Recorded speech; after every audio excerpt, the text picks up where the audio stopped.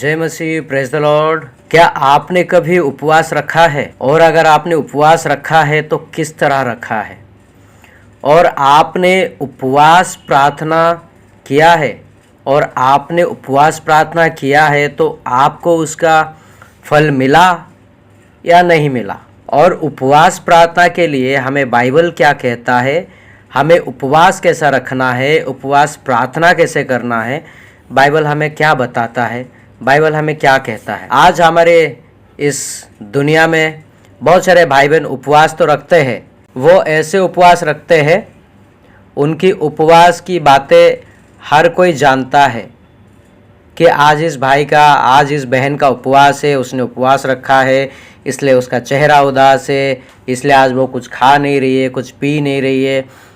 जब हम उपवास रखते हैं तो हर किसी को पता चलता है कि हमने उपवास रखा है और हम उपवास प्रार्थना भी करते हैं। लेकिन वो सारी चीज़ों को लेकर बाइबल हमें क्या कहती है उपवास प्रार्थना के बारे में, और उपवास प्रार्थना में क्या हमें फ़ायदा होता है, क्या उपवास प्रार्थना में सामर्थ्य है, उपवास प्रार्थना में क्या ऐसी बात है जो हमें बाइबल कहता है कि तू उपवास रख के प्रार्थना किया कर। और क्यों कहता है बाइबल कि हमें तू उपवास रख के प्रार्थना किया कर? उससे हमें क्या प्रॉफिट होगा, उससे हमें क्या फ़ायदा होगा, उससे हमें क्या मिलने वाला है। आज हम देखेंगे उपवास प्रार्थना के बारे में। और अभी उपवास का समय भी चल रहा है सारे मसीह भाई बहनों का, और ये ख़त्म भी होने वाला है। आज हम जानेंगे वाकई में उपवास हमें कैसा रखना है, उपवास प्रार्थना कैसे रखना है, क्योंकि उपवास के समय में ये बहुत ज़रूरी है कि सबको जानना है उपवास कैसे रखना है, उपवास रख के हमें उपवास प्रार्थना कैसे करनी है। मत्ती 6:16 से लेकर 18 तक। जब तुम उपवास करो तो कपटियों के समान तुम्हारा मुंह पर उदासी ना छाई रहे, क्योंकि वे अपना मुंह बनाए रहते हैं ताकि लोग उन्हें उपवासी जाने। मैं तुमसे सच कहता हूँ कि वे अपना प्रतिफल पा चुके।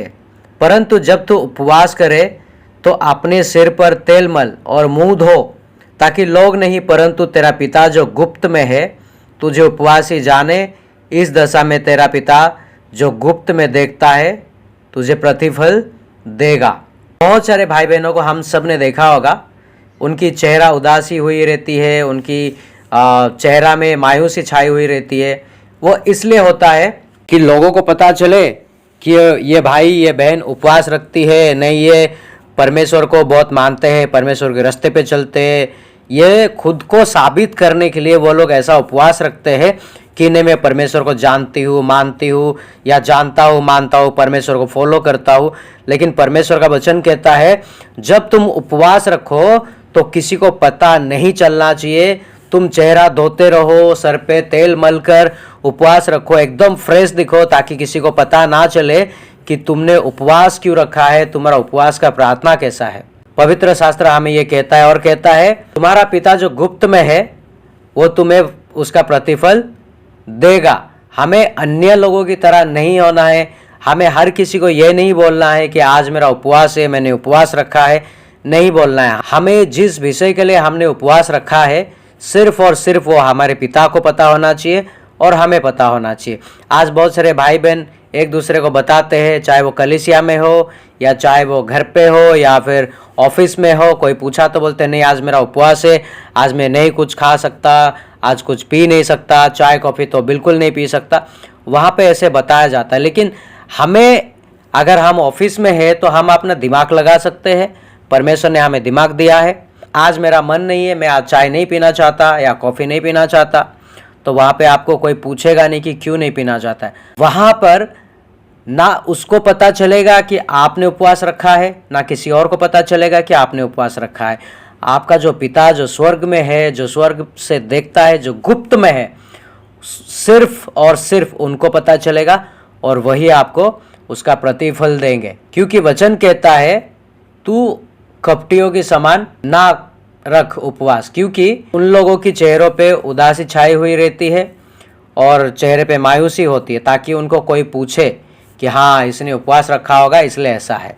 लेकिन यहाँ पे हमारा परमेश्वर का वचन कहता है कि तुम ऐसा बिल्कुल भी ना करो। यशायाह का किताब उसका 58:4 से लेकर 12 तक। सुनो, तुम्हारे उपवास का फल यह होता है कि तुम आपस में लड़ते और झगड़ते और दुष्टता से घुसे मारते हो।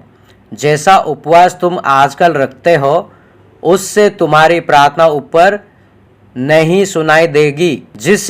जिस उपवास में मैं प्रसन्न होता हूँ और अर्थात जिसमें मनुष्य स्वयं को दीन करे, क्या तुम इस प्रकार करते हो? क्या सिर को झाऊ के समान झुकाना, अपने नीचे टाट बिछाना और राख फैलाने ही कि तुम उपवास और यहोवा को प्रसन्न करने का दिन कहते हो? जिस उपवास से मैं प्रसन्न होता हूँ वो क्या ये नहीं कि अन्याय से बनाए हुए दास और अंधेर सहने वालों का जुआ तोड़कर उनको छुड़ा लेना और सब जुआओं को टुकड़े टुकड़े कर देना? क्या वो ये नहीं है कि अपनी रोटी भूखों को बांट देना, अनाथ और मारे मारे फिरते हुओं को अपने घर ले आना, किसी को नंगा देखकर वस्त्र पहनाना और अपने जाति भाइयों से अपने को ना छिपाना? तब तेरा प्रकाश पौ फटने के समान चमकेगा और तू शीघ्र चंगा हो जाएगा। तेरा धर्म तेरे आगे आगे चलेगा, यहोवा का तेज तेरे पीछे पीछे रक्षा करते चलेगा। तब तू पुकारेगा और यहोवा उत्तर देगा, तू दुहाई देगा और वो कहेगा मैं यहाँ हूँ। यदि तू अंधेर करना और उंगली उठाना और दुष्ट बात बोलना छोड़ दे, उदारता से मुख की सहायता करे और दीन दुखियों को संतुष्ट करे, तब अंधियारे में तेरा प्रकाश चमकेगा और तेरा घोर अंधकार दोपहर का सा उजियाला हो जाएगा। यहोवा तुझे लगातार लिए चलेगा और अकाल के समय तुझे तृप्त और तेरी हड्डियों को हरी भरी करेगा और तू सींची हुई बारी और ऐसे सोते के समान होगा जिसका जल कभी नहीं सूखता। यहाँ पे परमेश्वर का वचन कहता है, जब तुम उपवास रखते हो तो तुम एक दूसरे के लिए कुड़कुड़ाते हो, एक दूसरे की निंदा करते हो, एक दूसरे के ऊपर डाहा करते हो, एक दूसरे के साथ लड़ाई झगड़ा करते हो, एक दूसरे के लिए प्रेम नहीं होता, तो ऐसे उपवास रखने का कोई मतलब नहीं होता। ऐसे उपवास रखने से हमारा प्रार्थना ऊपर नहीं पहुंचती। बहुत सारे लोग उपवास तो रखते हैं आज भी, पर एक दूसरे से लड़ते हैं, झगड़ते हैं, एक दूसरे के खिलाफ बातें करते हैं, एक दूसरे की पीठ पीछे बातें करते हैं। पर वचन हमें कहता है कि वैसे उपवास प्रार्थना किसी काम का नहीं है, वो सुना ही नहीं जाएगा। वो सुना ही नहीं जाएगा तो कोई फायदा नहीं। मतलब हम मेहनत तो कर रहे पर ईमानदारी से नहीं कर रहे। अगर हम ईमानदारी से मेहनत करें, हमें उपवास रखने से पहले, हमें उपवास प्रार्थना रखने से पहले जिस किसी भाई बहन से हम बैर रखे हैं, हमारा झगड़ा हुआ है या कुछ अनबन हुआ है, तो सबसे पहले हमें उनसे माफ़ी मांगना है। हमारा पिता जो स्वर्ग में है, हमें उससे माफ़ी मांगना है। उसके बाद जाके हम उपवास रखेंगे तो हमारे उपवास की प्रार्थना सुनी जाएगी और वो कबूल होगा। आपने जो भी कोई मन्नत रखी होगी वो सारी पूरी होगी। लेकिन आज ऐसा नहीं होता। भले लड़ाई झगड़ा हुआ हो, कुछ अनबन हुआ हो, बैर भी रखे होंगे, कोई फ़र्क नहीं पड़ता। उनको तो बस उपवास रखना है और अपनी प्रार्थना प्रभु को सुनाना है, प्रभु से बहुत सारी चीज़ें मांगना है। इस वजह से ये उपवास का जो समय चल रहा है, ये जो 40 दिन का उपवास का समय जो चल रहा है, इस समय में लोग यही सारी चीज़ें करते हैं और साल में एक बार आता है। सब सोचते हैं कि इस 40 दिन के उपवास में हम फ़ायदा उठा लें। लेकिन वाकई में अगर देखा जाए, ये 40 दिन में हो या फिर कभी आप उपवास रखो, चाहे 1 दिन का हो, 10 दिन का हो, 2 दिन का हो, जितना भी आप उपवास क्यों ना रखें, लेकिन उपवास रखने से पहले सबसे पहले अपने आत्मा को सिद्ध और शुद्ध करना ज़रूरी है। अगर सिद्ध और शुद्ध नहीं करेंगे तो हमारी प्रार्थना सुनी नहीं जाएगी। हमने जितना भी उपवास रखा, जितना भी हमने प्रार्थना किया, वो सब व्यर्थ जाने वाला है और वह किसी काम का नहीं रहेगा। इसलिए वचन साफ साफ कहता है, तुम भूखों को खाना खिलाओ, नंगों को कपड़े पहनाओ, लोगों की मदद करो, लोगों से प्यार करो, लोगों से अच्छी बातें करो, तब जाके तुम्हारे उपवास की प्रार्थना सुनी जाए। जो मारे मारे फिरते उन्हें अपने घर ले आओ। घर ले आना थोड़ा मुश्किल है क्योंकि आजकल लोगों की घर में जगह नहीं है, लेकिन हम कुछ और कर सकते हैं। उनके ऊपर हम दया कर सकते हैं। उनके ऊपर जिस तरह परमेश्वर ने हमें प्यार किया वैसा हम प्यार दिखा सकते हैं, उनके लिए भोजन वस्तु हमें दे सकते हैं, और उनके लिए हम अगर उनके पास कपड़े नहीं है तो कपड़े दे सकते हैं, उन्हें जिस चीज़ की ज़रूरत होती है वो सारी चीज़ें हम उनको दे सकते हैं। तब जाके हमारी प्रार्थना सुनी जाएगी। और जिस तरह वचन कहता है, यदि तू किसी को एक गिलास पानी पिलाएगा तो तू उससे नहीं परंतु तू मुझे पिलाता है, तुझे उसका प्रतिफल मिलेगा। अगर हम उपवास के समय में, उपवास प्रार्थना के समय में ऐसा हम करते हैं तो हमारा जो पिता है, जो परमेश्वर है, जो स्वर्ग का परमेश्वर है, जो हमें देखता है, जो हमें सुनता है, जो हमें टटोलता है, जो हमें प्यार करता है, वो हमें उसका प्रतिफल देगा। और अगर हम बैर रखेंगे, झगड़ा करेंगे, एक दूसरे को लात घुसा मारेंगे, एक दूसरे को खून खराबा करने की मन में सोच के अगर हम उपवास रखें तो वो हमारा उपवास 1% भी सुनी नहीं जाएगी। वो हमारा जो मेहनत है वो पूरा का पूरा व्यर्थ हो जाएगा। और दूसरी बात, अगर हम उपवास रखें तो किसी को कानो कान खबर नहीं होना चाहिए, या पत्नी ने रखा तो पति को पता नहीं चलना चाहिए, पति ने रखा तो पत्नी को पता नहीं चलना चाहिए, घर में किसी को पता नहीं चलना चाहिए कि हमने उपवास रखा है कि नहीं रखा है।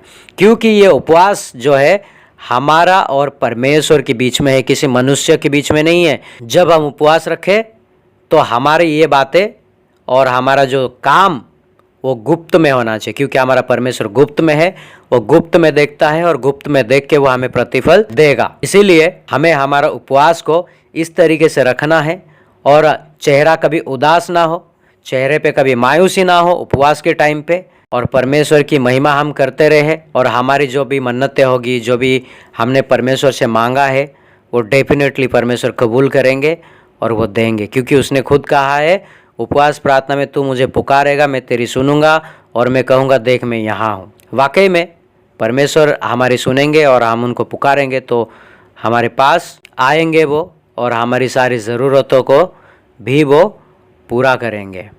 जो हमारे अंदर जो भी कुछ कमी घटी है, जो भी कुछ हमारे अंदर है, उपवास प्रार्थना रखने से पहले वो सारी चीज़ों का हमें ख़त्म करना है, वो सारी चीज़ों का हमें निकाल के फेंकना है। जब हम शुद्ध और सिद्ध हो जाएंगे उसके बाद हम जो बोलेंगे यीशु के नाम से वो सब कुछ हो जाएगा। और मैं उम्मीद करता हूँ आप सभी भाई बहनों को, आप सभी ने ये वचन सुना, आप सब ऐसे ही करेंगे। जिन जिन लोगों को पता है बहुत अच्छी बात है, प्रभु आप सभी को आशीष करे। और जिनको पता नहीं है आज उनको पता चल जाएगा कि हमें उपवास प्रार्थना कैसा करना है और उपवास के समय हमें क्या करना है। मैं धन्यवाद करता हूँ आप सभी का, अपना कीमती समय निकाल के ये वचन को सुनने के लिए। प्रभु आप सभी को आशीष करे। और मैं तहे दिल से आप सभी का धन्यवाद करता हूँ कि आप सब हमारे इस चैनल को सपोर्ट करते हैं।